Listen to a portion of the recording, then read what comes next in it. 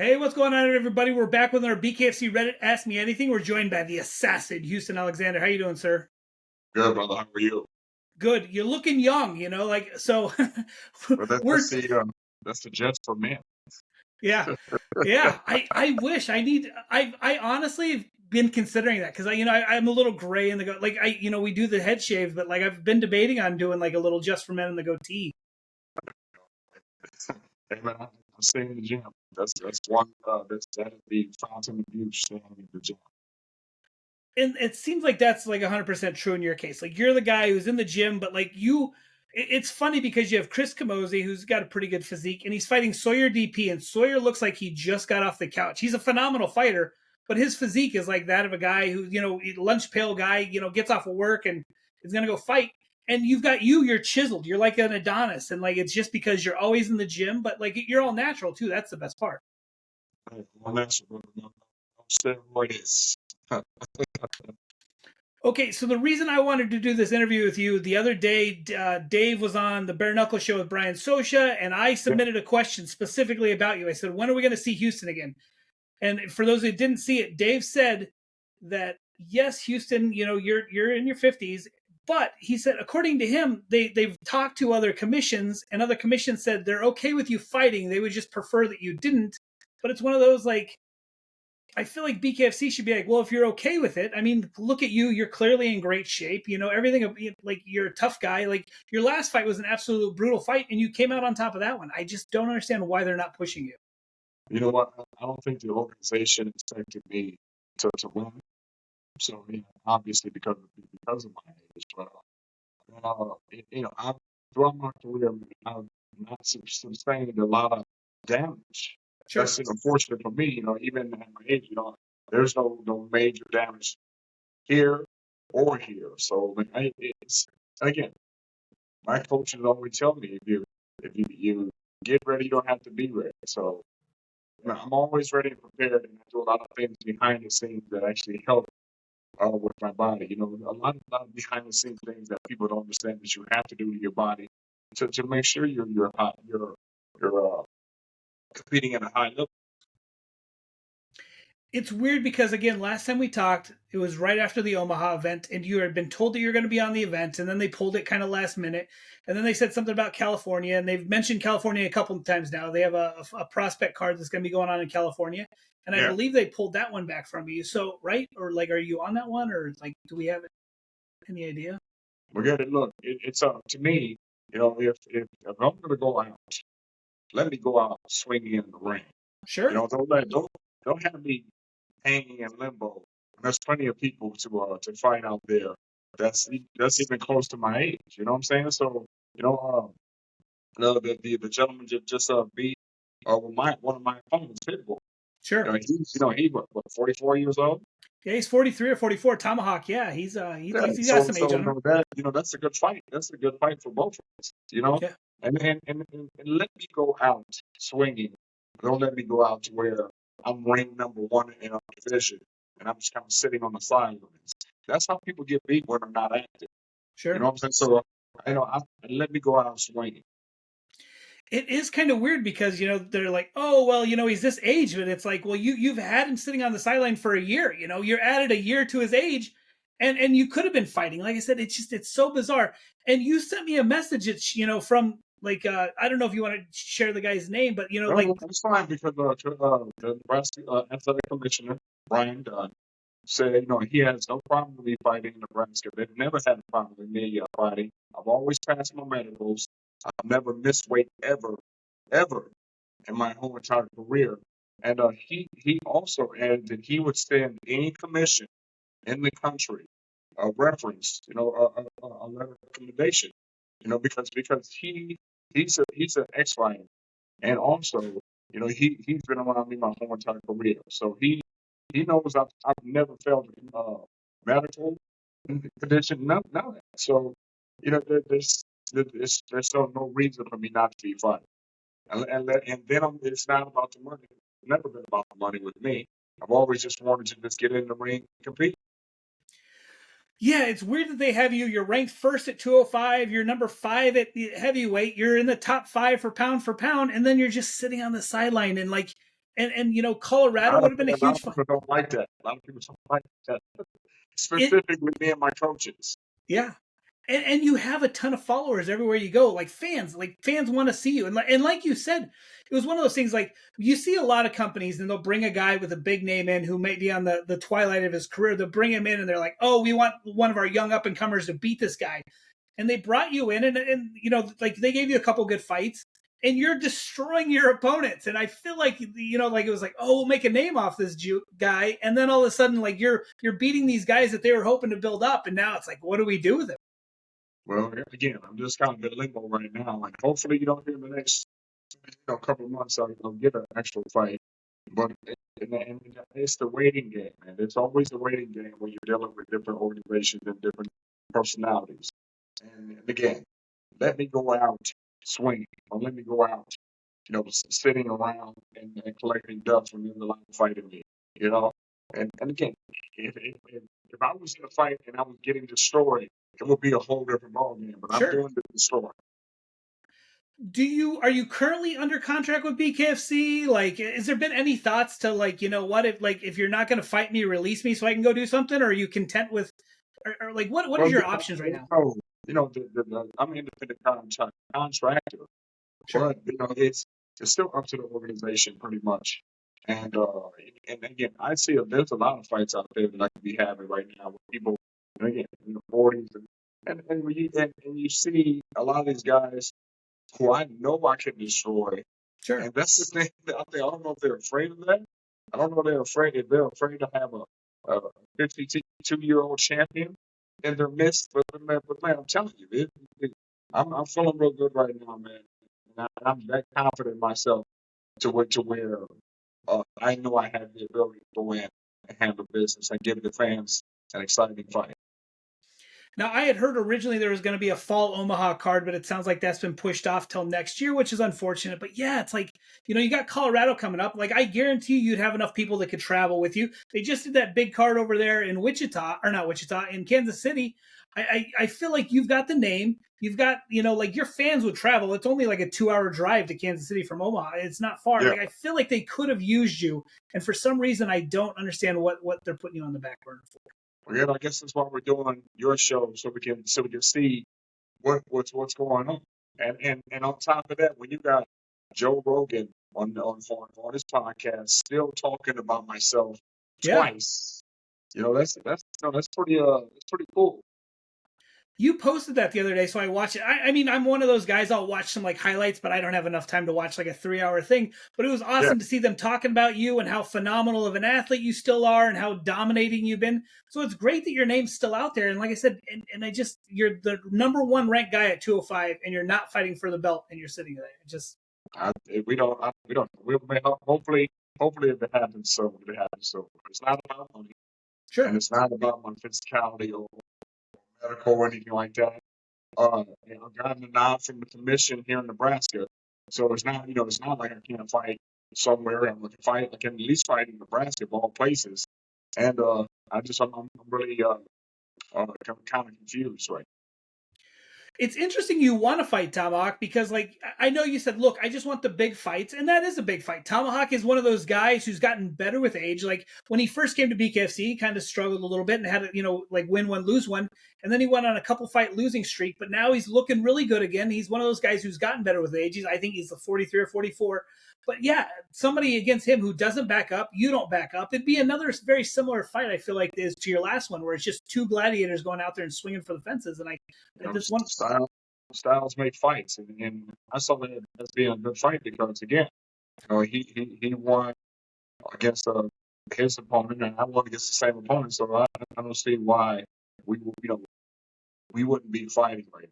Or anyone to where they're trying to blame again. So always the age, Sure. and we know that George Foreman fought in his 50s and then became a champ later in his latter year.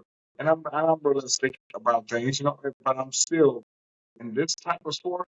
This is a big deal, and that's the thing. It's a good. Bare knuckle boxing is easy, you know. like you said, I feel like it's one of those things. Like clearly, you have to do medicals. Like we've talked to the guys who went to California, and if you're over 40, you have to do all these medicals. And it's not like you're unwilling to do medicals. And it's one of those things. Like if you're worried about putting you on one of these, like I don't know why they didn't say send you to Spain or something, where maybe it's a little more relaxed, and they wouldn't. Like it just it's crazy. You're willing Well, to we jump through are all these both hoops.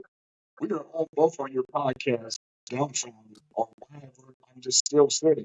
I could have Yeah. fought at least twice this year if I was allowed to, because then it's my coaches that be wanting me to, hey man, just take it easy. I don't like taking it easy, man. You know, this is something I take very serious, and I do a lot of things behind the scenes to make sure that I'm competing at a high level.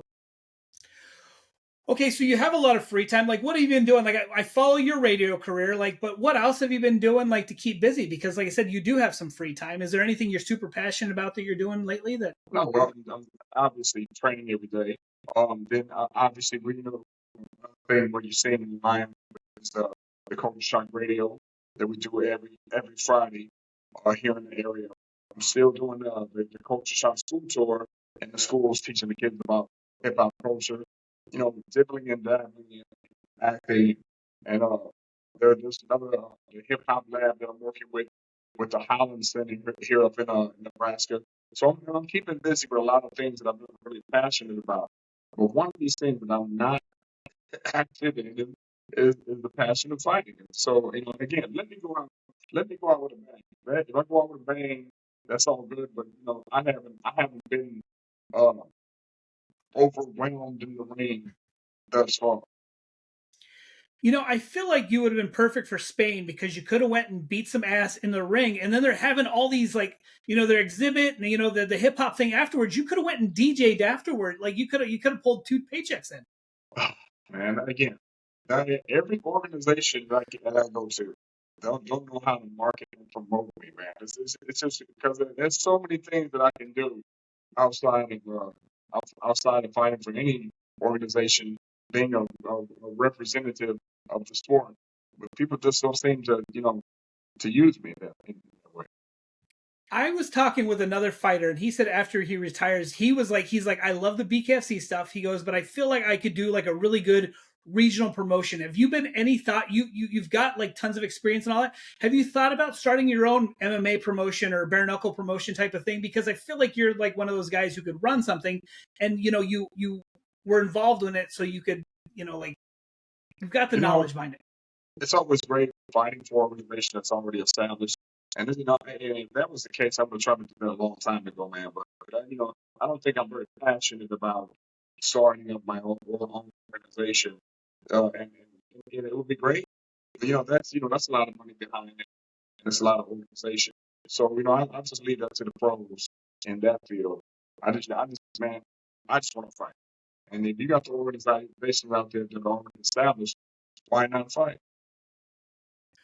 It'll be interesting to see what happens. I don't know if you've been paying much attention, but Bare Knuckle said that they're going to start doing I believe they said once a month they're going to do like a dark show because right now they're available in too many areas and they have too many fighters. So Yeah. upcoming they're going to be doing South Carolina and they're going to be, I believe I heard it's 3 pro fights and the rest will be amateur, but they're not going to air it. They're going to tape it and they'll show the pro fights later, but it's not going to be on the app. And they're going to be able to cut down on production. And it'll save some money.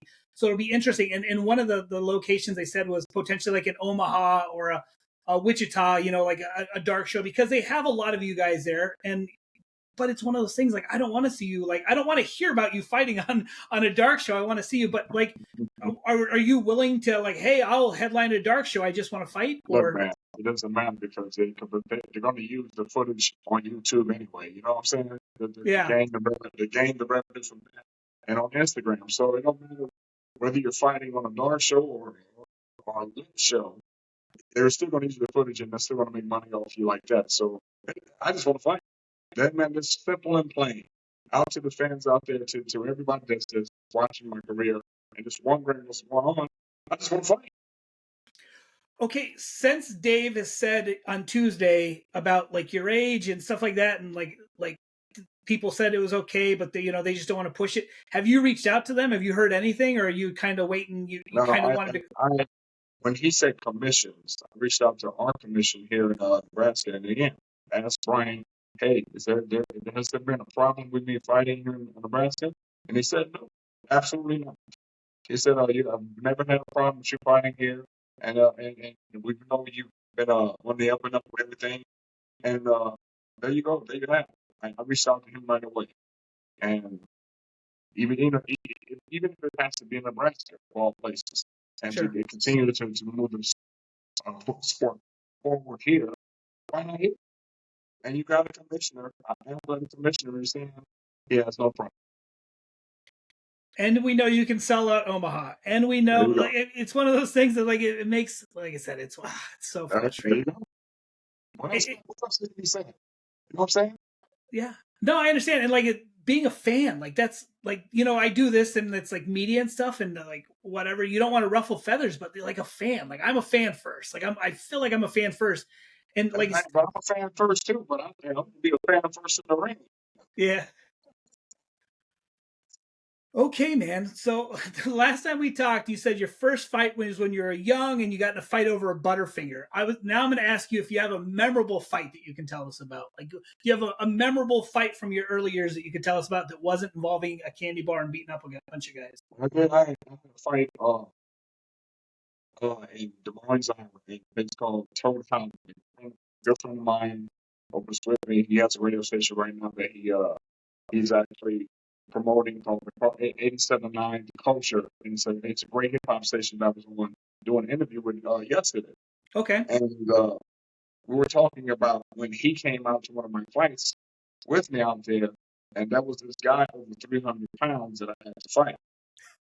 And he was there, and he reminded me while we were talking and having the interview over the air, that I had slammed this guy so hard that it broke the middle of the board. Yeah, so there's footage out there of me slamming a guy so hard on inside the ring that we broke the inside of the board. He was one of those witnesses that reminded me of that. So that'd be one of those memorable fights that I remember having. Is that pre-UFC or post-UFC? That's free. Okay. So like way back in the day. All 200 fights before that, they weren't. We didn't have YouTube back then, so it is what it is. It often makes me wonder like how much money I can make like off of like all the crazy shit I did prior to YouTube. But then it also is like there's a good chance I'd either make a lot of money and have a lot of followers, or I'd be in jail for some of the illegal shit that I, it's like. Okay, That's sir. fun. Is there any last message before we call it a day? Is there any like? No, I would like to say this. Right, I've watched you past year or so, and you've been doing some great commentating for bare knuckle. So I'm surprised you're not on this track. Okay, for one, and I just want to fight. And this is no knock to the organization, but if I'm going to go out, because of my age, let me go out swinging. You know what I'm saying? Let me go out the way I want to go. You know what I'm saying? It's not about the money. It's not about how old I am. It's about me competing and still at a high level. Again, I don't think people expected me to win. Bare knuckle is what I do. Bottom line. Okay, I lied. I got one more question. Okay, so say BKFC comes to you and they say, look, we're going to give you one more fight. You can pick 205 or heavyweight. Who do you want to fight at either weight? And like, what would your fight be if they said, we're going to give you one more? The number one contender. Okay. 205, number one contender. No less. Awesome. It has to be 205, number one contender.